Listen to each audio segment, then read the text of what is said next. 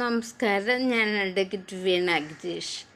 നമ്മൾ ധാരാളം കേൾക്കുന്ന ഒരു വാക്കാണ് മാനനഷ്ടം അല്ലെങ്കിൽ ഡിഫാമേഷൻ.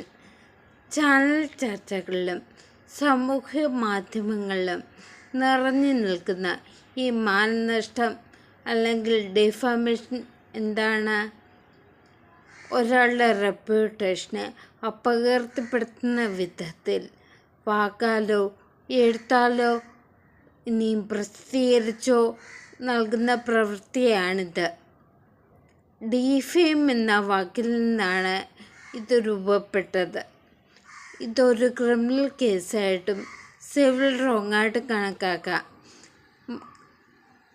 ക്രിമിനൽ കേസാകുമ്പോൾ മജിസ്ട്രേറ്റ് കോടതിയിൽ ഒരു കംപ്ലൈൻറ്റ് രൂപേണ നൽകണം.